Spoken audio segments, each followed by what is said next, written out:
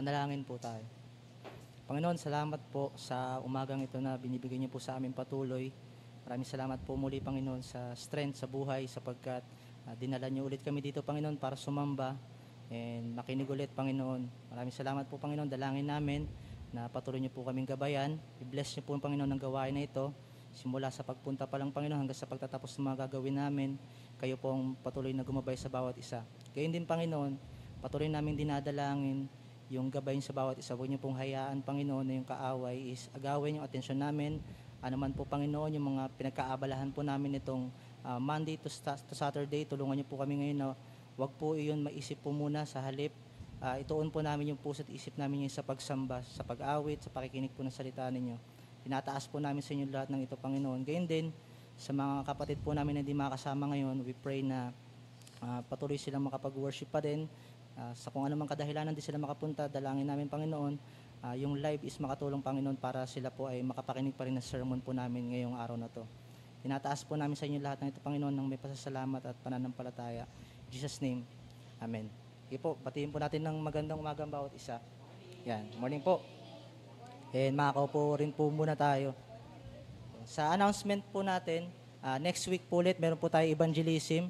Yan, first evangelism po natin sa buwan ng July. Ayan, first Sunday po. At sa first week pala. Ayan. And next week na rin po magsisimula yung ating pong Calvin's Month, yung ating pong series sa Tulip. Ayun po. So, yun lamang po. And patuloy na prayer concerns pa rin po natin. Yung ating po pa rin po pangailangan sa church. Yan, ating pong finances, yung ating pong magawain, yan, and ating pong mga elders. Yan, patuloy pa rin po natin sila i-include sa prayers po natin. And sa mga gawain pa rin po natin, every Wednesday pa rin po, Bible study po ng mga kababaihan sa James, pinangunahan po natin Malu. And every Thursday po, book study po natin sa Family Driven Faith, pinangunahan po ni Brother Alvin. And Friday po na prayer meeting po natin, 6 p.m., face-to-face po yun. And atin pa rin pong worship gathering. So patuloy na ini-encourage po ang bawat isa na daluhan po yung mga gawain natin. At magbigay po tayo ng panahon po sa lahat po ng yun. Yan. So, yun lamang po. And ini-invite ko muli ang bawat isa magsitayo para po sa ating responsive reading. Responsive reading po natin, punta po tayo sa Book of Psalms, chapter 119, verse 1 to 8. Ulitin ko po. Psalms chapter 119, verses 1 to 8.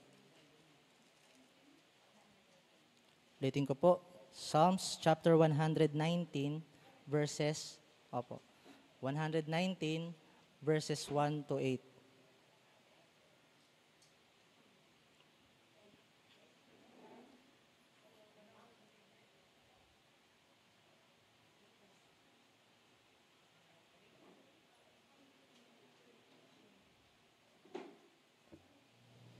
Sige po. Sa huli pong pagkakataon, and sisimulan ko na rin po. Psalms chapter 119, verse 1 to 8. Aleph. Blessed are those whose way is blameless, who walk in the law of the Lord. Church.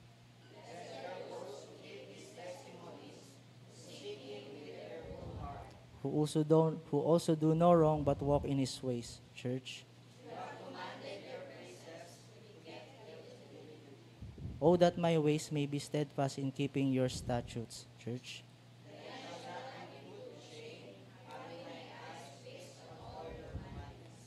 I will praise you with an upright heart when I learn your righteous rules altogether. I will keep your statutes. Do not utterly forsake me. Sige po, manatili po tayo nakatayo para po sa ating worship.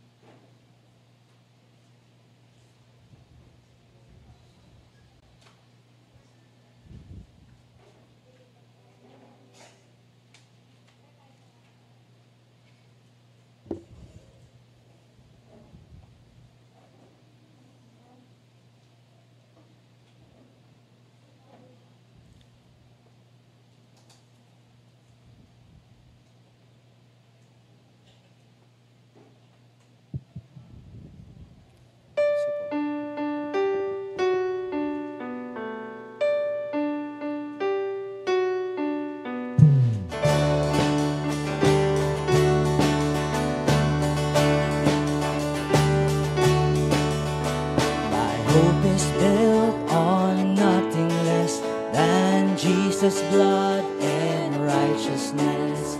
I dare not trust the sweetest spring, but wholly lean on Jesus' name. On Christ the solid rock I stand.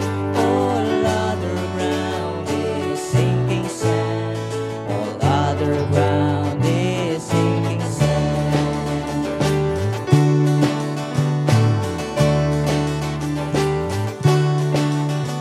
When darkness veils His lovely face, I rest on His unchanging ways. In every high and stormy gale, my anchor holds within the veil. On Christ the solid rock I stand. All other ground is sinking sand. All other ground is sinking sand.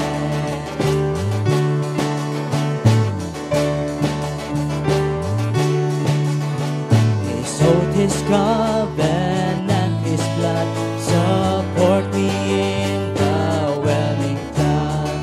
When all around my soul gives way, He then is all my hope and stay.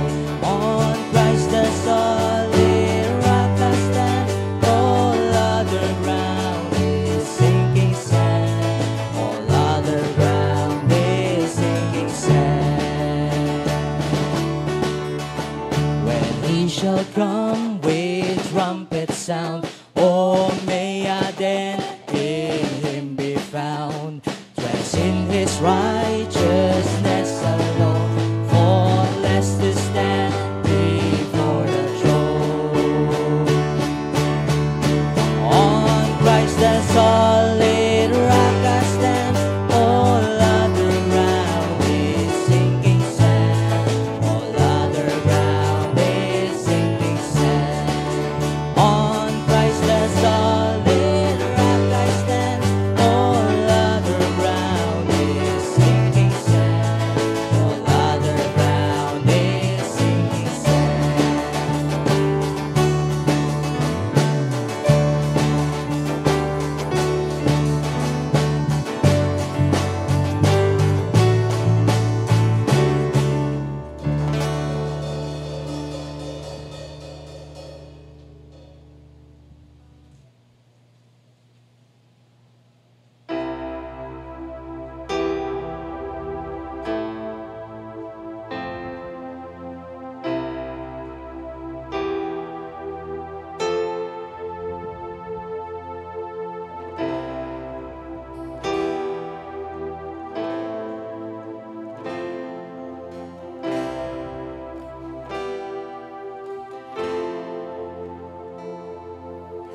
Turn your eyes upon Jesus. Look full in His wonderful face, and the things of earth will grow strangely dim in the light of His glory and grace.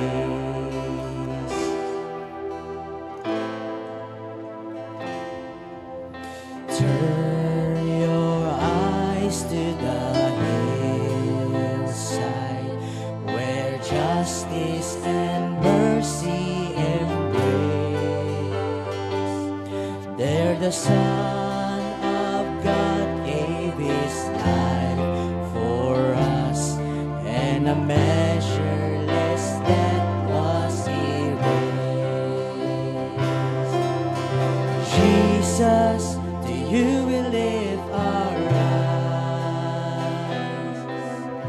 Jesus, our glory and our prize.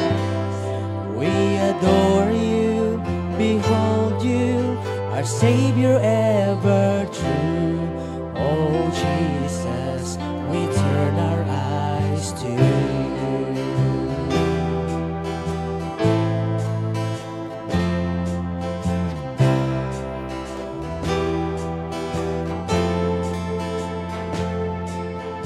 Turn your eyes to the moon.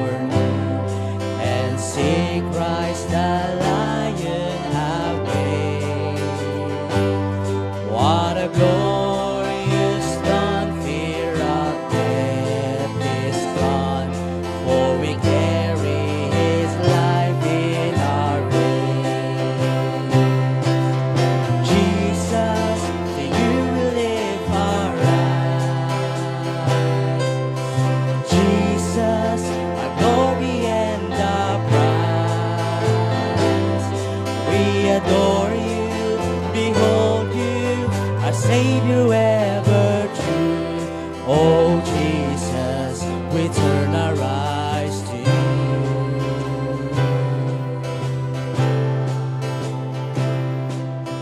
Turn your eyes to the heavens.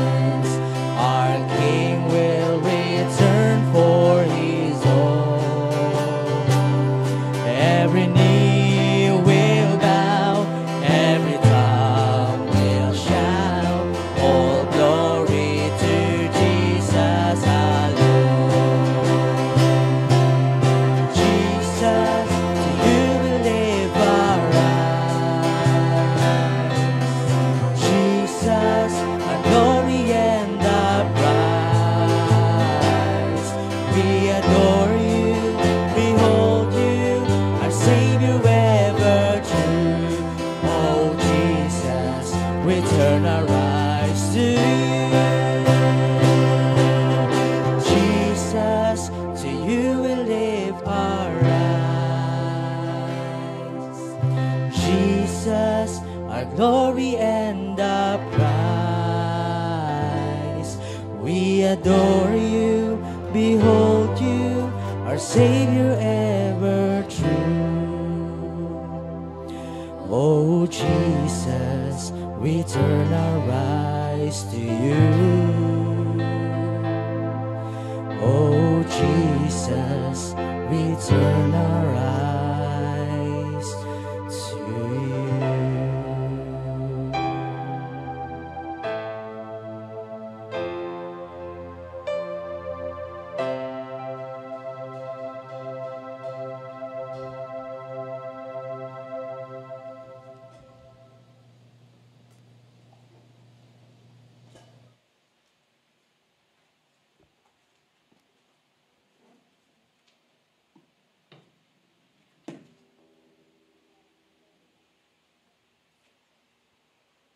Please remain standing for the scripture reading.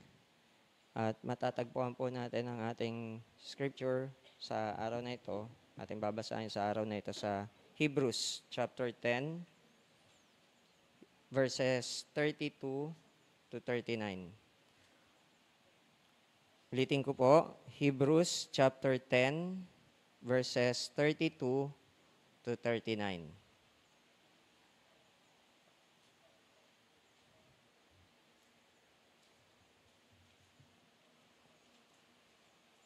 Sa uli pong pagkakataon at akin pong sisimulan, Hebrews chapter 10, verses 32 to 39. But recall the former days when, after you were enlightened, you endured a hard struggle with sufferings, sometimes being publicly exposed to reproach and afflictions, and sometimes being partners with those so treated. For you had compassion on those in prison, and you joyfully accepted the plundering of your property, since you knew that you yourselves had a better possession and an abiding one. Therefore, do not throw away your confidence, which has a great reward. For you have need of endurance, so that when you have done the will of God, you may receive what is promised. For yet a little while, and the coming one will come and will not delay, but my righteous one shall live by faith. And if he shrinks back, my soul has no pleasure in him. Verse 39 and the last, but we are not of those who shrink back and are destroyed, but of those who have faith and preserve their souls. The word of the Lord. You may now be seated, and may I call on Brother Quiz to give us the message for this day.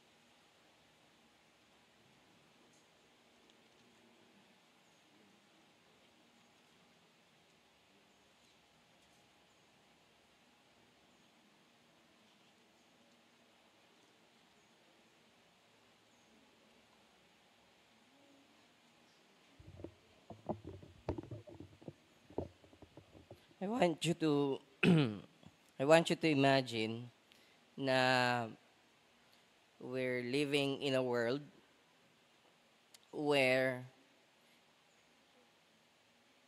instead of the Allied forces nung World War II, instead of them winning the war, so sa mga kabataan, kung naalala niyo yung world history ninyo, kung sino yung Allied forces, right? US, yung Britain, etc. Imagine if hindi sila yung nanalo dun sa war. But instead, yung Nazi, yung Axis powers yung nanalo dun sa war, ng World War II. Okay? Then imagine that since they won, again, this is an exercise. Imagine niyo lang, sila yung nanalo. Then, for the Nazis, they view themselves as namely the Aryan race as the superior race. Okay? And they have this policy na lahat nung hindi makakapasa dun sa standard nila ng makukonsider na human, because they have that mentality that kapag ikaw ay disabled, ikaw ay Hudyo, ikaw ay Slavs, ikaw ay of a lower class or kind of being, they won't even consider you a human being. No? And imagine that yun ang policy. And since sila yung nanalo sa war, what they did seems right sa mata ng lahat ng tao. Okay? Yung concentration camp, yung killing of the Jews, racial discrimination, lahat yun. Okay? Imagine that. Sila yung nanalo. And therefore, sila yung nagdi-dictate kung ano yung totoo, ano yung tama, ano yung dapat nating gawin. Okay? Now,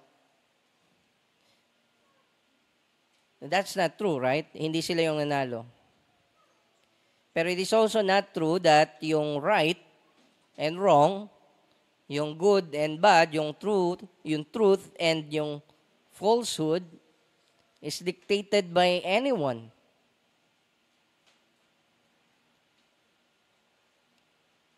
Right? It doesn't matter kung sino yung nanalo. What's right is right and what's wrong is wrong. Tama? Ano yung matuwid, ano yung masama, hindi po siya nagbabago, depende kung sino yung nanalo. Kung sino yung nasa tuktok, sino yung nasa taas. Tama? Nevertheless, yung mga Hebrew people, yung panahon na kung saan naisulat po itong epistle to the Hebrews, ito pong letter na pinag-aaralan po natin sa Hebrews chapter 10, they somewhat experience something like that. Okay? Where merely by being associated with or ikaw mismo ay Christian, you will be persecuted just because you are a Christian. For them, you are a scum of the world.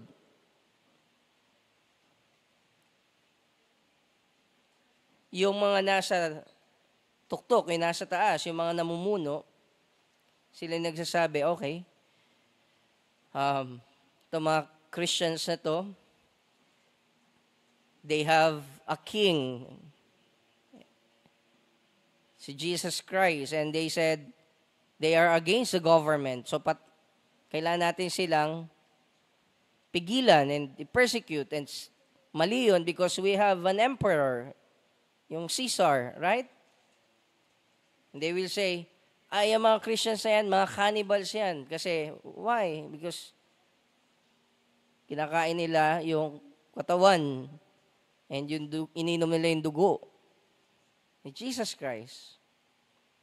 And they will say, ay, ang mga Kristiyano na yan, mga atheist yan. No? Actually, yung unang mga tinawag na atheist, no, ay, mga Kristiyano noon. Why? Because they believe that there's only one God.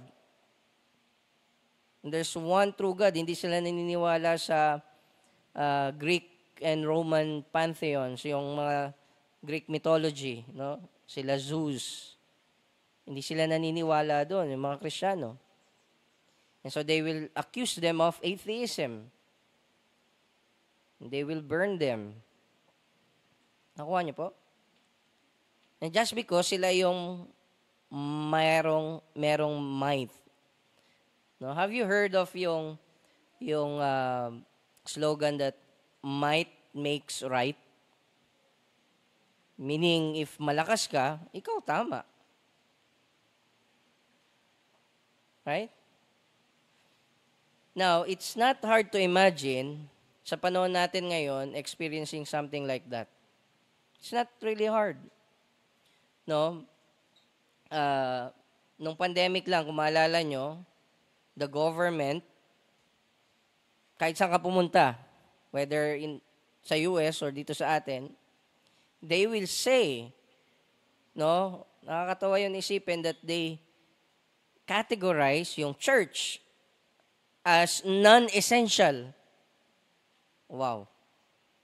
Kasi they have this idea of, kung maalala nyo, nung panahon nun, right, that since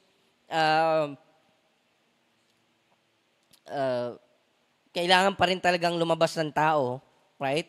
Kasi meron silang mga dapat gawin, mga essentials. So there are exceptions. Pwede ka pa rin lumabas. Pero church, non-essential. And kapag nag-meet kayo, anong mangyayari? Sabihin nila, unloving kayo. Right?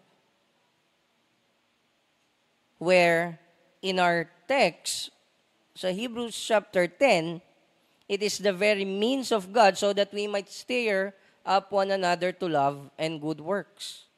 Yung meeting together. See that? On the other hand, nung pandemic, kung maalala nyo, they said, that's unloving to do. See that? Nakuha nyo pa ibig sabihin, mga kapatid? Where yung mga malalakas, now they dictate ano yung tama. Ano yung loving. Kuha po natin. Or, eto, mas malapit-lapit sa atin kasi lumipas na yung pandemic eh. Where, kung maalala nyo, ngayon, if you say that homosexuality and homosexual acts are despicable sa sight ni God, it's a sin, what do you think people will tell you? Mag-post ka something sa internet, social media, that homosexuality, lesbianism is a sin. Mag-post ka about that. Immediately, people will comment dun sa pinost mo, and they will say na ano, that you are unloving. Right? That's not politically correct to do. And that you are insensitive, they will say. But in scriptures, to tell a person and warn them of the judgment that will come is actually the most loving thing na pwede nating gawin. Tama? So again, hindi nalalayo yung sitwasyon natin ngayon. In fact, habang paparating na ang Panginoong Hesukristo, no, it will worsen. We will experience that. And ngayon, hindi pa natin gaano na-experience how yung persecution noon, no, na-experience ng early church. And yet, there's something in them that made them endure in faith and keep them na mananampalataya. Sabi ng mga ilang church historians and scholars, it is the blood of the martyrs that led to the expansion of Christianity. Kung walang martyrdom, walang persecuted church noon, hindi nag-expand yung kingdom ni God. It's part of it. Kasama yon. Now, syempre, yung question sa atin ngayon is, are we willing to be associated with them, those who are being martyred because of their faith? But not only that, are we even willing na not only to associate with them, but tayo mismo ma-experience yun? Right? Are we willing na sumunod kay God, mag-worship kay God, commit yung lives natin for the sake of His church and the gospel, despite of the persecutions, despite of you will be treated differently sa internet, sa social media, if you say that that's wrong and this is what's right according to the Word of God. I will obey kahit anong mangyari. Are we willing to risk that? So that's our question today, mga kapatid. No? And ang hope ko pa and I pray to the Lord na yan po maging effect nito sa atin. That we'll be willing to risk everything for the sake of the gospel, for the sake of obedience kay God, kahit anong mangyari. Whatever God demands of us. Now, yung main point po ng Hebrews chapter 10, verse 32 to 39 is simply this. Bago tayo mag-pray, I'll state yung main idea. Ito lang yung main point niya. Do not throw away your confidence because it will greatly be rewarded. That's the main point. Do not throw away your confidence in Christ, in the Lord, because it, namely, yung faith mo in the Lord, will greatly be rewarded. May dalawa po tayong points, no, na titignan. And ito pong dalawang puntos na to, they support that main point. Okay? Why is it that we are not to throw away our confidence in the Lord because it will greatly be rewarded? Yung first point is, may kita natin dun sa verse 32 to 34. Okay? Namely, that endurance is sustained by love and joy, and the motivation for love and joy is the knowledge of a better possession. Mahaba yun. So yung first point is simply this, the call to remember previous endurance. Okay? Yung call ng author ng Hebrews Itong call na to, mga kapatid, it's meant to support yung command na do not throw away your confidence because it will be rewarded. Okay? Tingnan natin how that call to remember their past endurance support that. Yung pangalawa na explanation why we are or why they, yung mga Hebrews, are not to throw away their confidence because it will greatly be rewarded is because there's a necessity of endurance. Okay? So yung first point is a call to remember their previous endurance. And titignan natin how is that supporting our main point. Yung second na point is the necessity of endurance. Why shouldn't we throw away yung confidence natin? It's because there's a necessity of endurance. So yan pong dalawang yan yung titignan natin. Yung second point, makita natin yan sa 36 to 39. So in other words, yung main idea is nandun sa middle. Okay? Verse,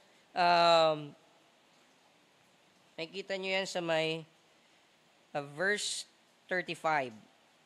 Nandun yung main point. Okay? Before I continue, let us pray. Panginoon, marami po salamat sa araw na to. That indeed, Lord God, kahit umuulan, dinala niyo po kami dito. Although kanina hindi po umuulan, but we're glad that even before pa umulan, dinala niyo na po kami dito so that safe po kami makarating. Maraming salamat, Panginoon, sa inyong salita. Dalangin ko, Lord God, na tulungan niyo po ako as I speak. Given, Lord God, that ako po ay inuubo pa rin. Huwag niyo po hayaan that this weakness, Lord God, will hinder your word to be preached. And I'm relying only in your power and grace na may deliver po ang message ninyo. Dalangin ko, Lord God, that you give us wisdom, understanding to see and understand and know you sa inyong salita. Open the eyes of our hearts so that we might behold your glory in the face of our Lord Jesus Christ in your word. Dalangin ko, Lord God, that this will strengthen us, especially in the midst of trials. Kahit anuman yung trial na maranasan namin, whether it be because of persecution or the need to sacrifice and to give up everything for the sake of the gospel, for the sake of knowing you. Tulungan niyo kami, Panginoon. In Jesus' name we pray. Amen. Now again, yung main idea is do not throw away your confidence because it will greatly be rewarded. Now, yung word na confidence po, dyan sa verse 35, kung sinabi dyan na do not throw away your confidence, that just means yung word na boldness. Okay? And narinig na po natin yan from the previous verses, yung word na yan. Yung word na boldness. So, taas po kayo saglit, no, sa verse 19. Verse 19 and chapter 10. Therefore, brothers, tingnan niyo to, since we have confidence to enter the holy places by the blood of Jesus. I think 5 times nabanggit itong word na to. Yung 3 of which nasa mga previous chapters. Ngayon kasama po yung nabanggit na yon. And ito yung pang-apat if I'm not mistaken. Simply means that yan yung pwede natin sabihin, outworking ng faith, no? That we have in Christ. That if you trusted the Lord Jesus Christ, work, sacrificial work, and yun yung tinuturo sa atin, no? Prior to verse 19. Ito yung na-accomplish ni Christ. Yung better sacrifice. Remember that? That yung yung ginawa ni Christ sa cross is a once for all sacrifice. Excuse me.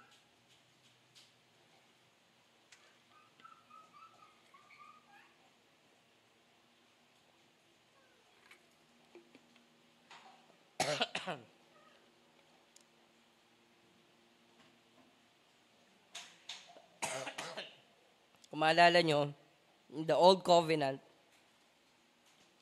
yung people ni God, they need to go through a mediator. Kung maalala nyo po, no?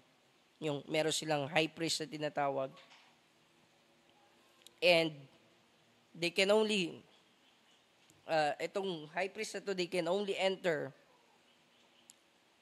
the Holy of Holies once a year.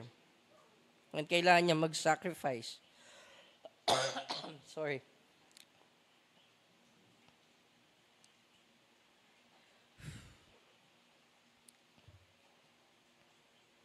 And sinasabi ng author ng Hebrews na yung ginawa ni Jesus Christ. Noon na namatay siya, what happened is that in His body, in His flesh, because of dying sa cross, siya yung better sacrifice, siya yung better high priest. Okay? And because of that, we now have access kay God. We can now come to Him with confidence. And that's the word being used here. Okay? So, sinasabi niya, do not throw away that. Yung boldness na yon to come to God. Do not stop coming to God.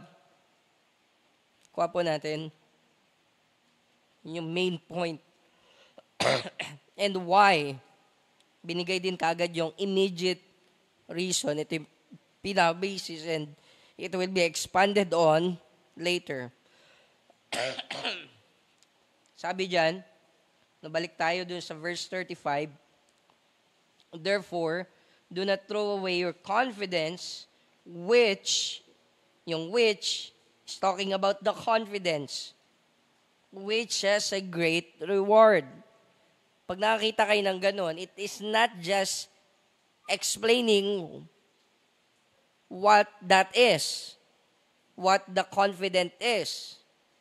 Okay? It's giving a reason why you need to continuously believing. Why you need to do that? Nakuha niyo po? He's saying, because it has a great reward.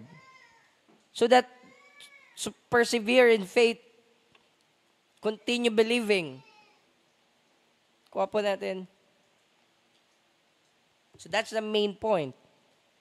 Nasabi niya, there's a great reward. Huwag kayong mag-stop mag-believe. Huwag kayong mag-stop na lumapit sa Diyos with confidence.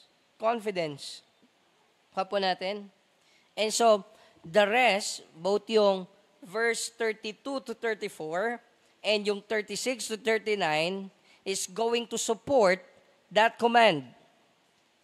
Okay? Na manatili tayong lumapit sa Diyos with confidence. Huwag natin yung itapon. Okay?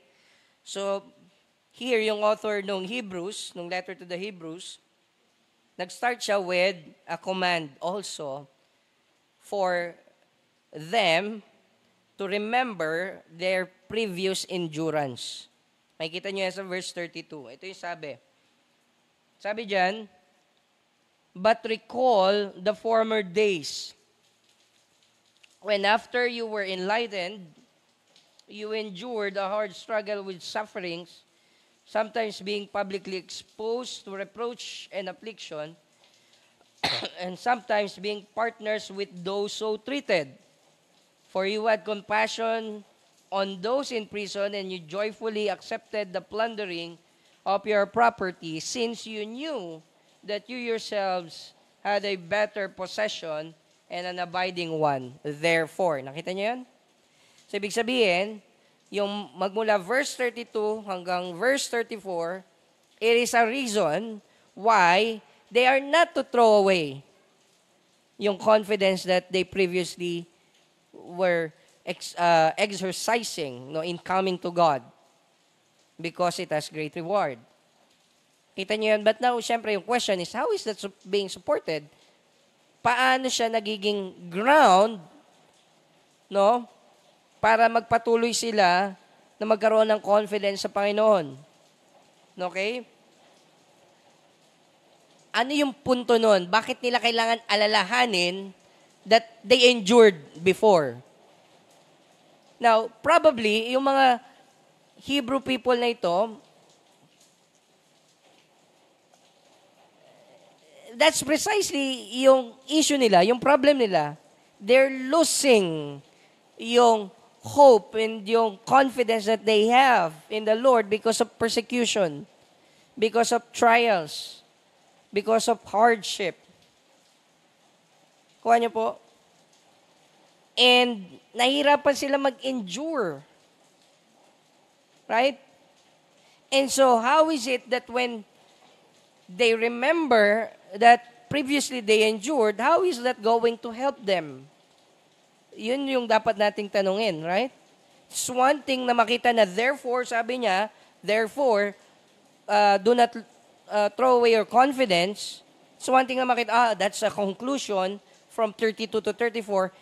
And another thing na ma-answer natin, okay, how does it work? How does it support the command? So what kung maalala ko na dati, nag-endure ako? So what? Eh, yun nga yung problem ko. Ngayon, hindi ako nag-endure. Hindi ako makapagpatuloy. Nahirapan ako mag-endure. Nakikita niyo yan, mga kapatid? So ano ba yung gustong makita ng author, ipakita ng author sa kanila from their previous endurance? So, tignan natin yon. Una, makikita natin na gusto ipakita ng author na yung true enlightenment na na-experience na, kung talagang na-born again sila, yun ang ibig sabihin ng enlightened dyan. Okay, sa verse 32, sabi dyan, sabi niya, when after you were enlightened. See that? That word means, yung eyes nila were opened to the gospel. Okay? And the author of the Hebrews is telling them that ito yung nangyari sa inyo. Nung na-enlighten kayo, ito yung naging effect. Ano yung nangyari? Ano yung nangyari? Sinasabi niya, you endured. I think he's saying there's a connection between being enlightened, truly enlightened, okay, and endurance. There's a connection there. That if you truly see God for who He is, you will endure. And sinasabi niya, you did endure. Now, it's one thing to endure yung mga, alam mo yun, mga minor things. Hindi naman talaga matetest yung faith mo. Right? Maraming tao kayang gawin yun eh. Even without faith, even without being born again. Okay? Lalo na tayo, mga Pinoy, mahilig tayo sa ganun, yung mga dehado sa, di ba, sa mga palabas. Pagka nanonood tayo, gustong-gusto natin yung mga bida na sa umpisa, nahihirapan. Saan natin nakuha yung idea na? Kasi nga, meron tayong parang ganong, typical sa ating mga Pinoy, may ganun tayong tendency, no, na para bang, habang nakalugmok, nakadapa, talagang lalo lumalaban, di ba? Meron tayong ganun tendency eh. And so you might say, hindi porke may nag-endure ka, born again ka na. Kasi mga Pinoy mahilig sa ganun. In one sense, right? So what's in their endurance before that makes the author of this letter to the Hebrews, use it as an argument for them to continue na mag-endure in faith. Anong meron doon? And one would be that through enlightenment, kung talaga na born again ka, it will result in endurance. So, paano niya nasabi yon? That ito ay genuine enlightenment that will result in endurance. Ano ba yung in-endure ng mga Hebreo? Ano yung in-endure nila? Ano again, yung word na endure simply means yung, ano bang Tagalog ng endure?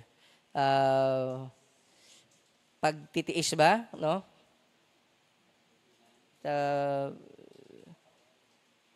Yung mga pagsubok na kung saan talagang pinaglabanan niya, no? Pinaglalabanan niya. So, paano niya nasabi yun? Tignan natin. Ano ba yung in-endure nila? Tignan niyo, sabi diyan, you endured a hard struggle with sufferings. Tapos in-explain na niyo yung hard struggle with sufferings yun. Sometimes being publicly exposed to reproach and affliction, and sometimes being partners with those so treated. O, tingnan natin yung dalawa, okay? Una, sometimes sila mismo nakaka-experience ng public shaming na ginagawa ng mga nagpe-persecute sa kanila bilang mga mananampalataya. Dahil mananampalataya ka, Kristyano ka, ipapahiya ka ng mundo. Hindi ka tatanggapin ng mundo. And then, so therefore, sabi niya, you were exposed to reproach and affliction. Okay? Now, they don't have social media that time. Wala pang Facebook noon, walang YouTube, walang Twitter or X. Okay? Wala pa noon. But they have a way of shaming people. Shaming those whom they dislike. Ngayon, no, sa social media, just as I've said, pwede kang mag-screenshot, meron kang pinost, isi-share yan ng isang tao, and he will shame you. They will shame you because of what you did and what you post about your beliefs. Right? Nung panahon nila, walang ganun, pero they still have a way of shaming people. And na-experience sila yon. Now, who among us wants to be shamed? Wala, right? Na may experience mo yung degradation. Yun ang ibig sabihin ng shaming. You're being degraded. Okay? So, na-experience nila. But not only that, what if ikaw yung tao na, okay, bago kang Christian, nung panahon nila, baby Christian, hindi mo pa na-experience yung na-experience ng ibang mas matatagal na mananampalataya, hindi mo pa na-experience how they were mistreated, ikaw mismo, bago ka pa lang, so hindi pa na-experience yun. And then, some of them, na naka-experience na nakulong, or that hindi ba nakulong, you know that sa mata ng mga tao, hindi sila kaaya-aya, sa mata ng mga tao, sila yung masama. Will you associate with them? Sa mga Christians na yun? Or will you distance yourself? Now, ang ginawa ng mga Hebrew Christians, ang ginawa nila, they associated with them. They associated with other Christians na minimistreat. What does it mean for them? Naku, kung ginawa nila yon doon sa taong yon, at pag nalaman nila na magkakilala kami, na tinutulungan ko yon, anong gagawin nila sa akin? Right? Gagawin din nila kung ano yung ginawa nila doon sa tao yun, gagawin nila sa akin, bago kang Christian. Nakuha niyan? So, nung nakita to nung author ng Hebrews, okay, he's saying that kind of endurance na ginawa nyo, that could only flow from through enlightenment. Nakuha nyo yan? Few truly see who Christ is. and what He achieved for us, you will endure. And that's what you did. So further, tignan nyo, verse 34. Verse 34. Babalang kayo. Ito yung reason why they endure such suffering. And that's why we know they saw. Okay, that they were truly enlightened because they saw something. Tingnan nyo sabi dyan. For you had compassion on those in prison, and you joyfully accepted the plundering of your property. Ano sinasabi doon? The reason they endure because they have love and they have joy. Okay? They have love and they have joy. And the author of Hebrews is saying, those things, love for neighbor, kahit pa it is at your own expense, it would mean you will be persecuted too. That's something else. It cannot be coming from the world. Okay? It could only come from true enlightenment. That joy, tingnan niyo sabi doon, you joyfully accepted the plundering of your property. Probably nga, kasi nga they associated with those who were imprisoned because of their faith. And so, nung nakita ng mga tao, wala sila. Nagpunta tong mga ibang mananampalataya, pinuntahan yung mga martyred na or persecuted na Christians sa prison.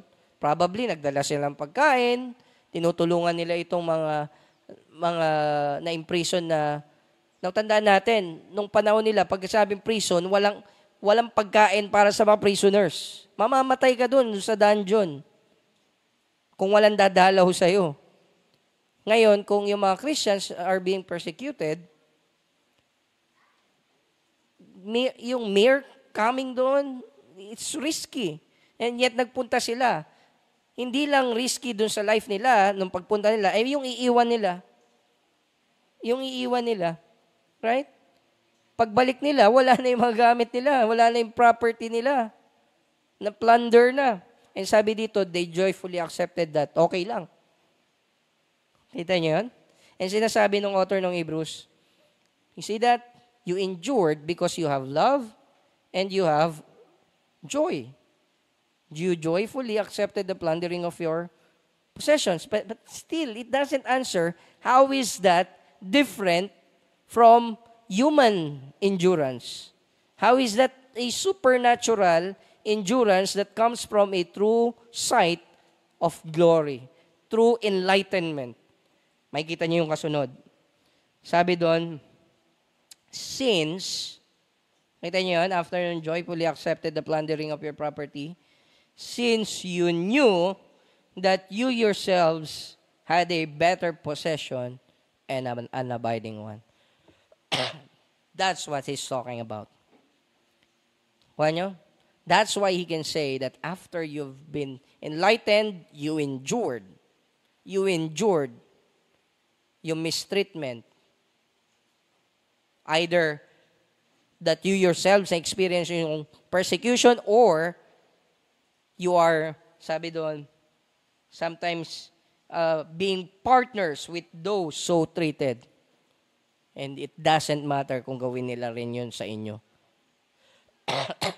And yung reason, because they have love and they have joy, and the reason why they have all those things is because ultimately, they saw something.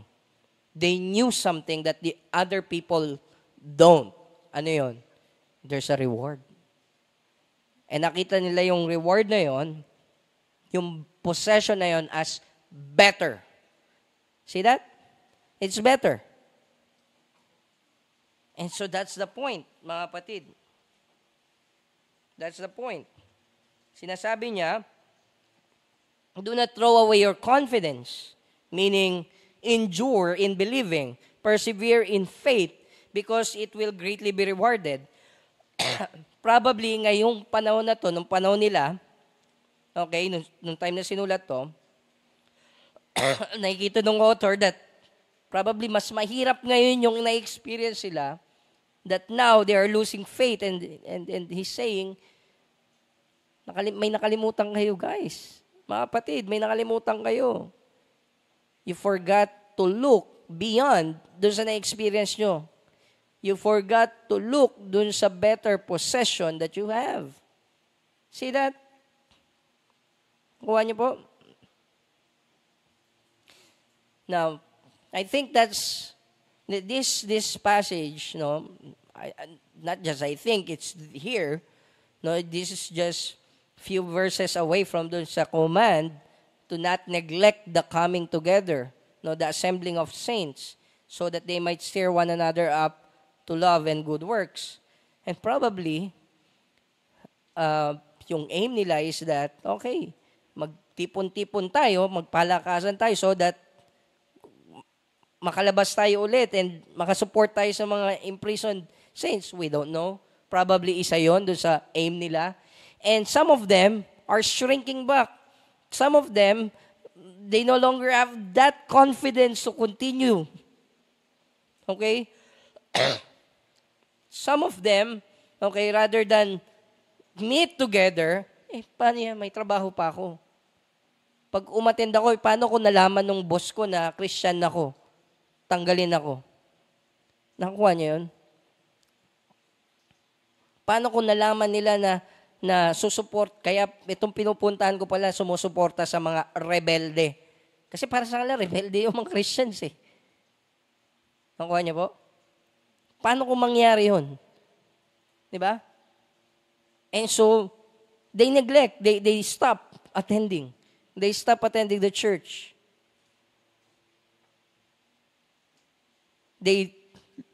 Alam mo yun, nawala yung pagtingin nila dun sa better possession that they have in Christ. That they think, baka mamaya manakawang kami pag umalis kami. Baka mamaya, pag nalaman na Christian ako, bigyan ako ng mas maraming trabaho, pahirapan ako. Nakuha niyo yun? And he's saying, do not throw away your confidence in the Lord. Persevere in faith because it will be greatly rewarded. And na-experience nyo na yun eh. Nakapag-endure na kayo noon eh. And yung endurance nyo, it's only as good as your sight of the reward, of the better possession. And if you lose sight of the better possession, you stop enduring. Nakuha niyo yun? Kumbaga, sinasabi ng author ng Hebrews, yung nagpo-fuel ng endurance nyo so that ibigin nyo yung mga ibang Christians and makaranas kayo ng suffering because of that and that you will still be joyful in all of that. The only reason you can do that is because of the greater possession, better possession. Right? Now, we know na yun ang sinasabi ng author ng Hebrews because in chapter 11, punta po kayo sa chapter 11, verse 24. Chapter 11, verse 24. Tignan niyo yung sabi dito regarding kay Moses. Tignan niyo si Moses. Now, I believe this is true of all the Hall of Faithers. Okay? Hall of Famers dito. Okay? Of course, walang word na faithers, okay? So, Hall of the people who believes. Dito sa chapter 11. This is true of all of them. The reason why they continue believing and obey God, kahit anong mangyari, is because of this. And sinabi to patungkol kay Moses. Tingnan nyo. Sabi dito, by faith, Moses, when he was grown up, refused to be called the son of Pharaoh's daughter. Naalala niyo yun? Nung baby si Moses, pinaanod siya, nakuha siya nung Pharaoh's daughter. Right? Naging anak siya, inampun siya. Lumaki siya sa courts ng Egypt. Right? Eh sabi dito, nung lumaki na si Moses, nung tinawag na siya ng Panginoon, bilang propeta ng Panginoon, sabi diyan, he refused to be called the son of Pharaoh's daughters. Ibig sabihin, he no longer wants to be associated with pagans. Pagan yun eh.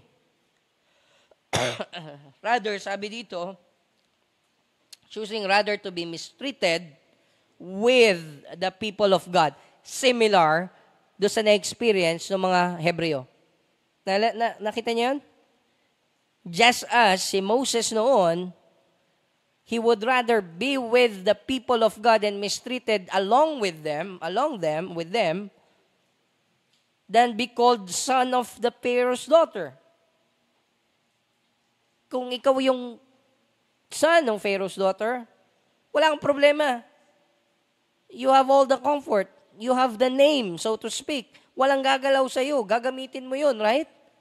Para hindi ka, alam mo yun, apihin diyan sa labas. But instead, sabi niya, I would rather be with my people. O so similarly, ganun yung ginawa nila ng mga Hebreo dito sa letter to the Hebrews, no, sa church. Ang ginawa nila is that we're willing to be associated with, ito yung past, ito yung past na experience nila, ito yung ginawa nyo, sabi nung author ng Hebrews, you're willing to be associated with those so treated, meaning those who are being persecuted just because they are people of God, just because they are Christians. And here si Moses sabi, choosing rather to be mistreated with the people of God than to enjoy the fleeting pleasures of sin. Why? Verse 26, tingnan nyo. He considered the reproach of Christ greater wealth than the treasures of Egypt. Kita niyo yan? So, the only reason he can do that is because he's looking to Christ. Nakikita niya si Christ, yung reproach ni Christ, yung suffering si Christ is greater wealth. I would rather experience yung reproach ni Christ than have the comforts of Egypt. Because being mistreated like my master was mistreated, that's fine with me. That's greater wealth. Why? Tingnan nyo pa, ito yung pinaka-bottom. Sabi niya, for he was looking to the reward. Kita niyo yun? For he was looking to the reward. That's what's being said. Sinasabi dun sa Hebrews 10, 32 to 34, sinasabi niya, remember that you did that. Katulad ni Moses, ginawa niyo rin yun. You were looking to the reward. And now you're losing track of the reward. You've lost your sight on the reward. And so you're wavering. Gets niyo? Kuha niyo yan? They waver probably because of the many temptations, many obstacles, many blockers sa sight nila. They've lost sight of the reward. Kuha niyo? And they lose confidence. And now they're on the verge of what? Falling away. Apostatizing, meaning giving up on Christ. So sinasabi niya, remember that. Yung true enlightenment will result in endurance. At itong endurance na to only happens because of the reward. You have that sight of the reward. Kita niyo yun? Yung connection? That's why important yung enlightenment. That must happen first. Yun ang meron sila noon eh. Na born again talaga sila.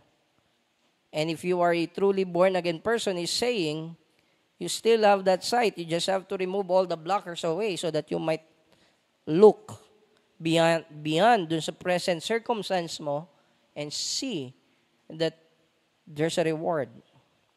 So therefore, do not throw away your confidence because it will be greatly rewarded. So that's the first point. Kuha natin? Second. Ito yung second part ng argument. Why they need to endure in faith, meaning not throw away their confidence because it will be rewarded. Verse 36 to 39. Endurance is necessary to receive the reward.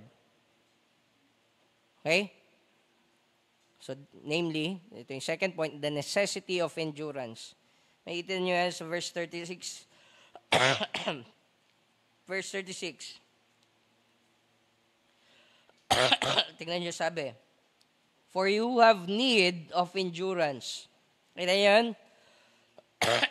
Saan ko nakuha yung word na necessity? Andun, no? You have need of endurance. Why? Ano yung purpose? So that, when you have done the will of God, you may receive what is promised.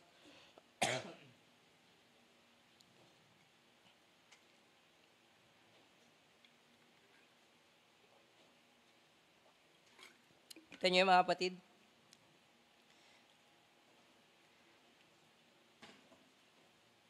Kailangan daw yung endurance so that, what? Ma-receive mo yung promise. Sometimes we think of God's promises as totally unconditional in that wala siyang nire-require sa atin. No, meron po. Ayun nakalagay oh. Endurance is prerequisite to receive the promise. See that? See that? Of course, yung ability to obey would come from God. So in that sense, di ba, yung love ni God is irresistible and unconditional. He loves us anyway, despite of who we are. Kuha niyo yun? Nevertheless, God ordained that yung promises niya will come through a fulfillment of a condition. And sabi dito, ulitin ko, hindi ko to words. I'll just read it to you. For you have need of endurance. Why? So that when you have done the will of God. Maganda yun kasi hindi niya sinabing if you have done the will of God, when you have done the will of God. Meaning, you will. Gagawin mo yun. See that? So, there's human responsibility, the need to endure. It is your responsibility to continually believe, and yet there's this promise that when you have done the will of God, you will receive what is promised. See that? There's the sovereignty of God. He is so sure that you will. You will. It's a matter of when, not a matter of if you will obey. It's when you obey, when you return. Remember si Peter? Nalala niyo yun? Nung pinanalangin ni Jesus Christ si Peter. Sabi niya, Satan wants to sift out yung faith from you. But I have prayed for you when you return. Wow. Jesus Christ prophesied that Peter will return because Jesus himself prayed for Peter. He's so sure. He's sovereign over Peter. Right? Kaya hindi siya if you return, na para bang in question whether Peter will return. No, when you return. So similarly here, what's being said is, sabi niya, babasahin natin ulit, sabi niya dito, so that when you have done the will of God, you need to endure. You need to endure.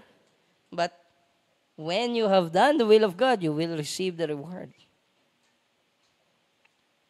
So that's Christian life. There's the sovereignty of God, behind the scene, kumikilos ang Diyos sa buhay natin. Siya ultimately yung cause why you obey, and you will obey. Kung ikaw ay mananampalataya, you will not, God will not leave you na manatili sa kasalanan, He will help you. It's a matter of time. And when you have done the will of God, you may receive what is promised. See that? So there's a need for endurance. Maraming tao, pag sinasabing, sovereignty, kung naniniwala ka sa sovereignty ni God, wala nang obligasyon yung tao, wala nang responsibilidad yung tao. No. Here, see that? You can see it plainly doon sa text. There's sovereignty and there's human responsibility. You need to endure. You need to continually believe. You need to continue believing. Nakuha niyo yan?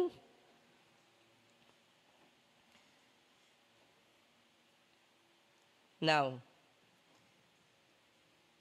sabi niya, nung sinuportahan niya ngayon itong necessity of endurance para ma-receive yung promise by quoting two passages, one from Isaiah, another from Habakkuk.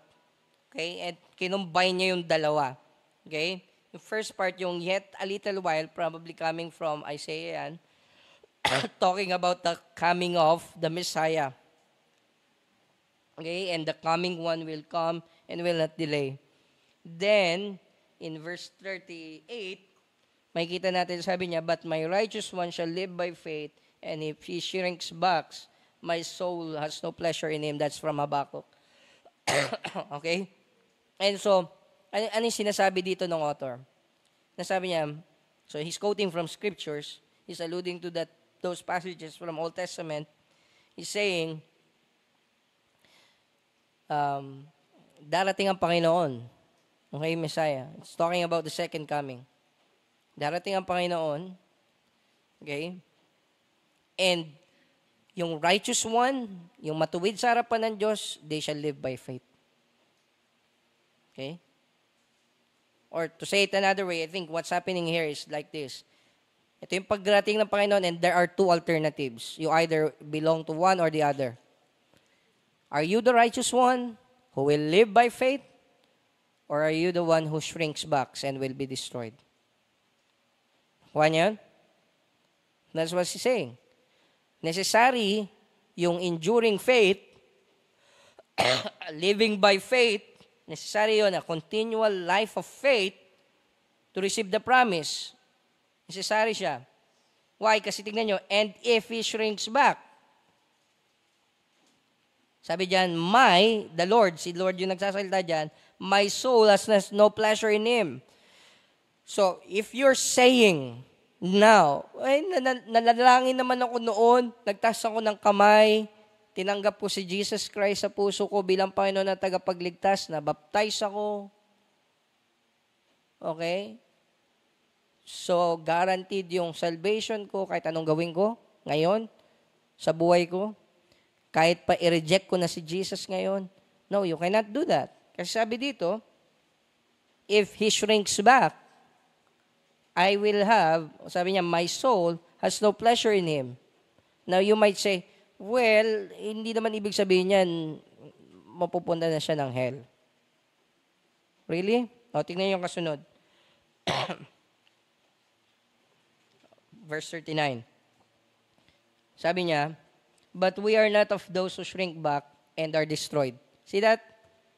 Those who shrink back will be destroyed. So in other words, in flip side, if you continue in faith, if you continue believing, enduring faith, persevering faith, if you have a persevering faith, you will be saved. See that? In other words, yung promise, yung reward na tinutukoy, don't think that ang tinutukoy dyan is something other than eternal life. No. Hindi natukoy dyan is eternal life. See that? Ulitin ko. Tingnan nyo. Sabi niya, but we are not of those who shrink back and are destroyed. Their shrinking back resulted in them being destroyed. Ay, ano daw tayo? But of those who have faith. And yung faith na to is a living faith. It is an enduring faith. And that's why it results in what? Preserve their souls. See that? Meaning, they preserve their souls by continually believing. You don't preserve your soul if you stop believing. See? So nung sinabi ditong, so that when you have done the will of God, endurance, for you have need of endurance, so that when you have done the will of God, you may receive what is promised. The promise there is yung eternal life. You cannot say, na dati nag-pray naman ako so save ako. No. If you stop midway, tas namatay ka, you stop, meaning you stop, reject Christ, you apostatize, you turn back, you turn your back away from Christ, and you're done. You will not receive yung promise. You will not receive yung reward of eternal life. Why? Because it is not a true saving faith. Yung pinofess mo noon, hindi siya totoo. Kita niyo yun? Ulitin ko, tingnan niyo. But my righteous one shall live by faith. Live by faith. It is a continual life of faith. But if he shrinks back, my soul has no pleasure in him. In other words, it doesn't belong to me. Sinasabi ni God. Kuha niyo? And so, therefore, may kita natin, necessary yung persevering, enduring faith for final salvation. Sa Bible, ulitin ko po, ilang beses natin ito sinasabi sa pulpit, no? Sa Bible, meron pong at least 3 aspect ang salvation. And so whenever we say we are saved by grace through faith, we must understand what we really mean by save. Ano ibig sabihin ng salvation? Merong 3 aspect. We are saved in the past, unconditionally elected by God, atoned for yung sins natin nung na-crucify si Christ sa cross, hindi ka pa pinapanganak nun. Yung kasalanan mo, bayad na. Wala nang kasalanan na ikaw ay pagbabayaran because binayaran na ni Jesus sa cross. Hindi ka pa pinapanganak nun to exercise faith. Pero sa mata ng Diyos, tapos na yun. It's a done deal. So, there's a sense na past tense lahat yun. Perfect tense. No?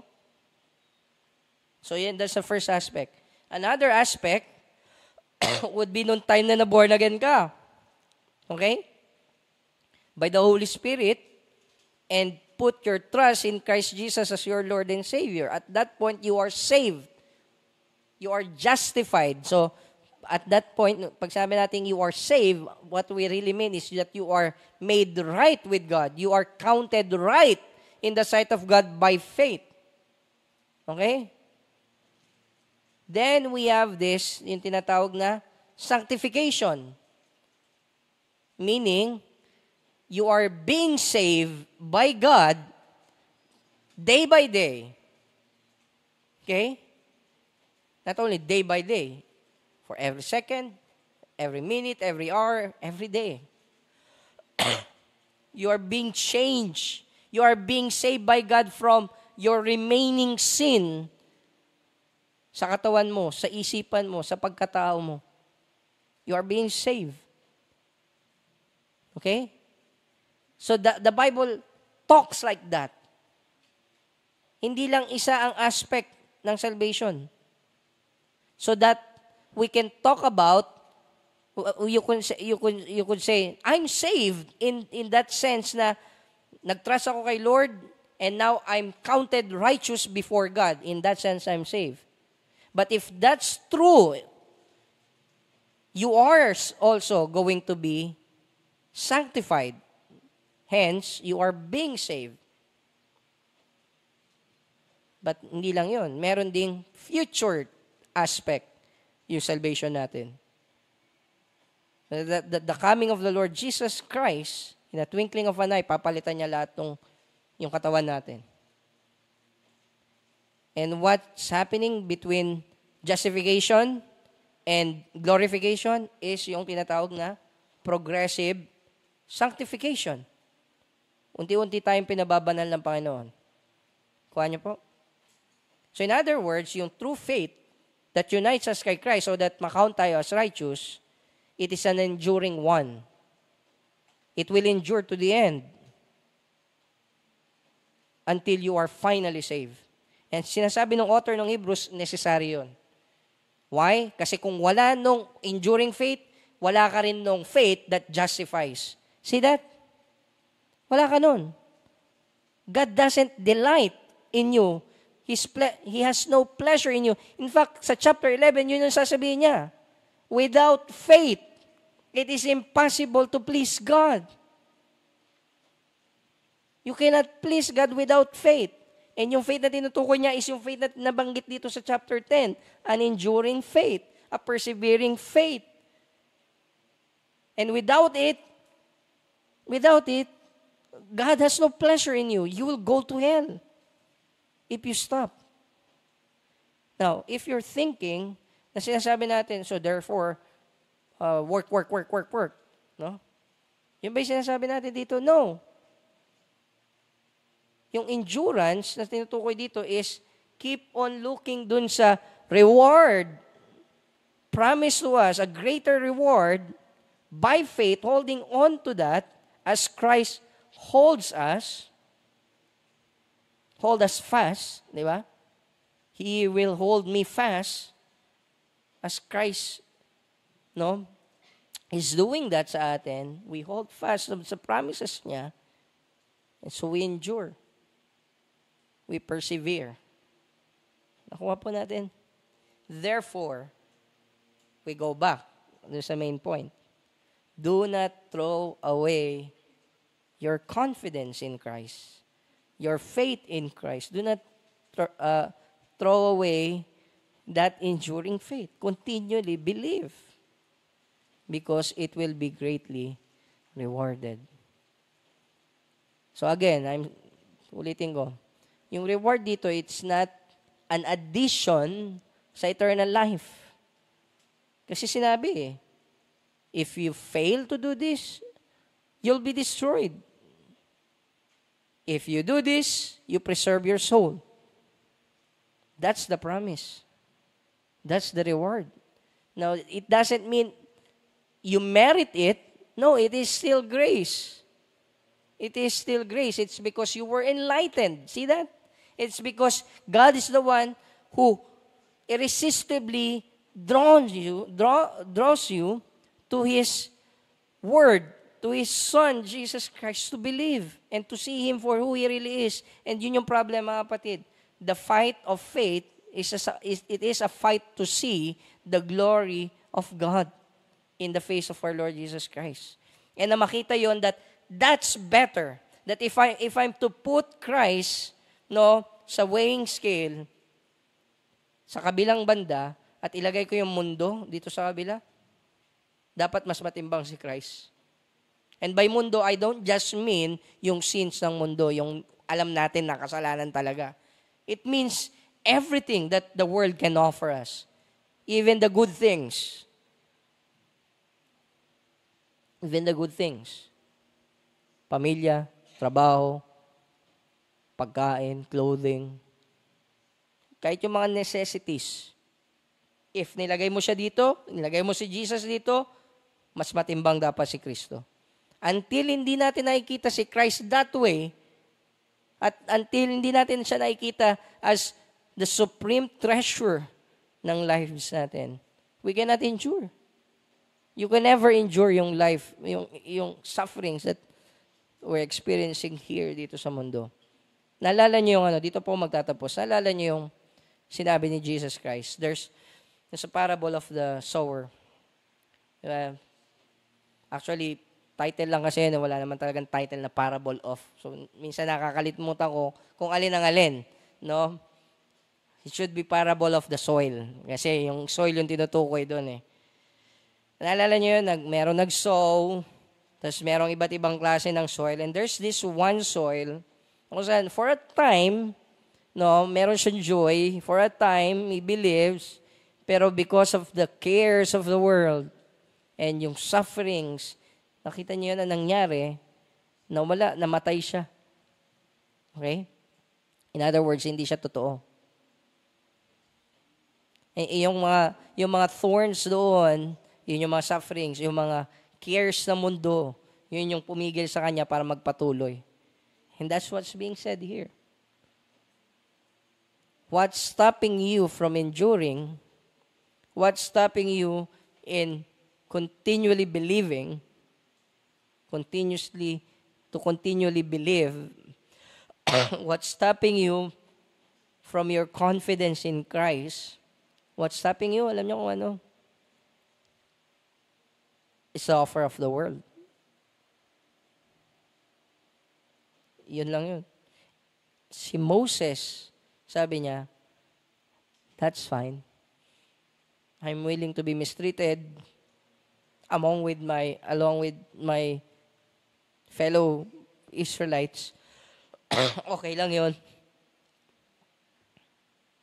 Kasi better yung possession. Mas better si Christ. That's the point of the letter to the Hebrews. Kaya doon po siya nagsimula eh. Kita niyo yun? Magmula chapter 1 hanggang chapter 9, that's what he's been saying. Christ is better. If we lose sight of Christ, na siya'y better kaysa sa kung anong meron ka ngayon o anong kayang i-offer ng mundo sa iyo ngayon, you will not endure in faith. So, kaya mga kapatid, yung lesson sa atin ngayon is simply that. Look to Christ. Look to Christ. Pray to God. Kung hindi nyo nakikita, kung kayo ngayon nandito and iniisip nyo, bakit ganun? Hindi ko naman nakikita yan. Nagbabasa naman ako ng Bible, but hindi ko na nakikita si Christ as beautiful. Hindi ko siya nakikita as glorious. Hindi ko siya nakikita as magnificent. Hindi ko siya nakikita as something that I should behold. Bakit ganun? Hindi ko siya nakikita. And ito yung sasabihin ko sa inyo, mga kapatid. Don't let that happen. Pray to God. Pray to God na that He open yung hearts natin, the eyes of our hearts, so that we might see wondrous things sa salita niya. And yung pinaka-wondrous reality sa Bible is si Jesus Christ. Nakuha po natin. Siya yung pinakamaganda sa lahat. Pinaka-valuable sa lahat na pwedeng ibigay ni God sa atin. Yun yung reward. Don't look for anything else. Siya yung reward. Siya. And we need to pray to God, Lord God, open my eyes so that I might see that Christ is really lovely and wonderful and majestic and glorious. Kasi until si Christ hindi ganon sa atin, sin will have the upper hand. Yung offer ng sin is magiging maganda sa atin. Yung offer ng mundo is magiging kaaya-aya sa atin. Hence, we will not endure. And so that should be our prayer, mga kapatid. So I end with this. Do not throw away your confidence in the Lord, because it will be greatly rewarded. And if you know the reward, and if you have a sight of the reward, namely Christ Himself, you will be with Christ, you will endure. Let us pray. Panginoon, marami pong salamat sa inyong salita. Maraming salamat sa sustenance and sa endurance binigay niyo po sa akin ngayon na makapag-preach in spite of struggling with cough. Thank you for your grace, Father. Thank you for your word na ma-remind kami again of who Jesus is. That is better than any possession in this world. Better than the sin, the offers of sin. At your right hand, His pleasures forevermore. Panginoon, Don't let us lose sight of that reward of being with you in the person of our Lord Jesus Christ forever. Nawawag namin makalimutan na we are sojourners here on earth. We are but pilgrims and that hindi kami dapat maging at home at this present state of the world. That our possession is there in the new heavens and new earth to be with you.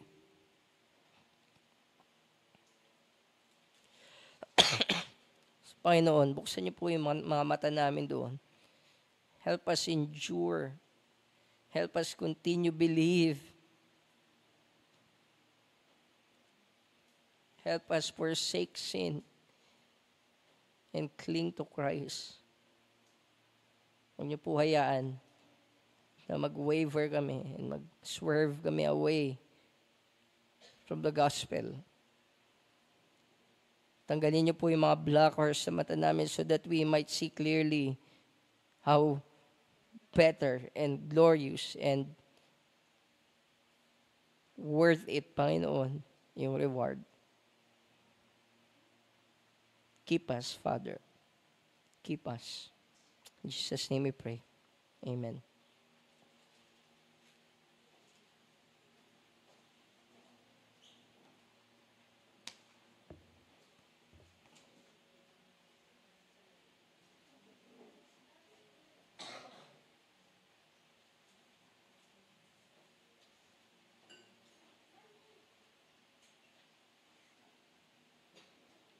Po, dako po tayo sa ating pagkakaloob.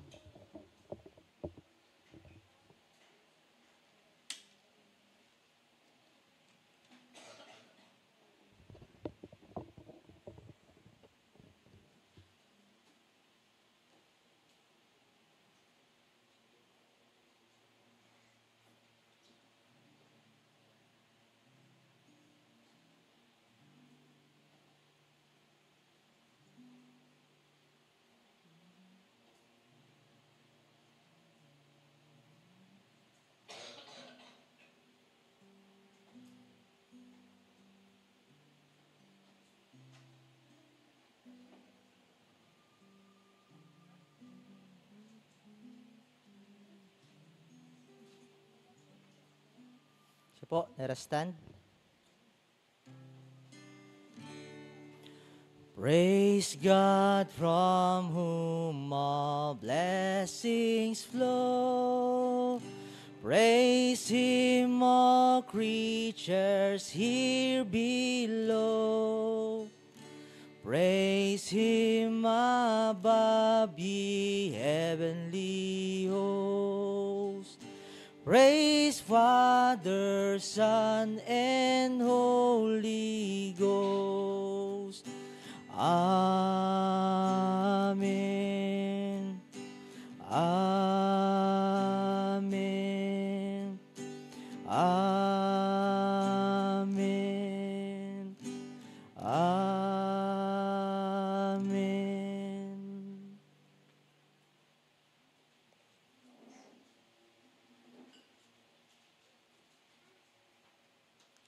Let's pray. Thank you, Father, sa araw na ito na inyong pinagkaloob sa amin and sa message ninyo, God, sa guidance ninyo, sa help ng Holy Spirit, so that your people may see the beauty of our Lord Jesus Christ in your word. As your word being preached, O God, sa araw na ito. Lord God, maraming pong salamat sa blessings ninyo. And truly, you are worthy to be praised. Panginoon Diyos, nilalapit po namin sa inyo ang aming mga offerings. And we're praying na tanggapin niyo po ito bilang aming papurit pagsamba. Nawa, maapagbigay ito ng ngiti sa inyong mga labi.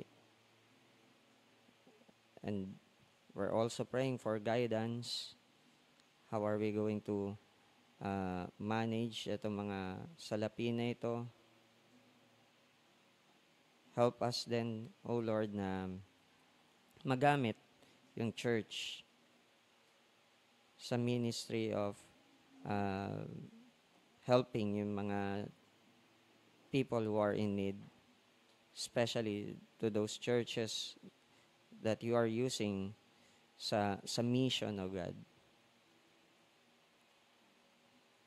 Yung mga ginagamit niyo na church to share yung gospel sa mga far places na hindi pa naabot ng mabuting balita. Give us that heart na meron joy to support yung mission. Ganyan din, O Lord, I'm praying to each and every one of us that yung word na na-receive namin sa araw na ito ay tumimo sa aming mga puso't isipan and would keep us and would help us to obey, give us a motivation to obey, to follow the footsteps of our Lord Jesus Christ. And yung face niya will be shown in us so that you alone, O God, will be seen sa life namin. Father God, give us your grace and mercy throughout the week, O God, sa buong buhay namin. And we're praying na kayo lamang po ang siyang mag-glorify sa buhay ng bawat isa. Kaya na mga kapatid, may the gracious love of the Father and the faithfulness of our Lord Jesus Christ and the fellowship of the Holy Spirit may be with us forever and ever. Amen. The Lord bless you and keep you. The Lord lift His countenance upon and give you peace, and give you peace.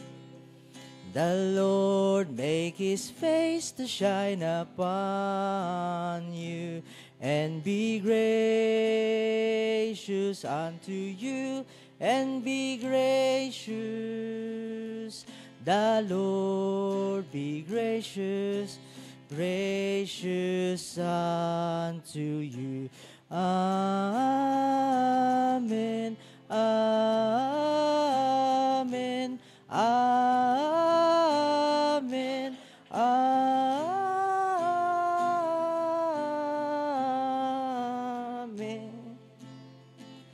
Amen. Amen. Amen. Yan. The Lord bless you po and good afternoon po sa bawat isa.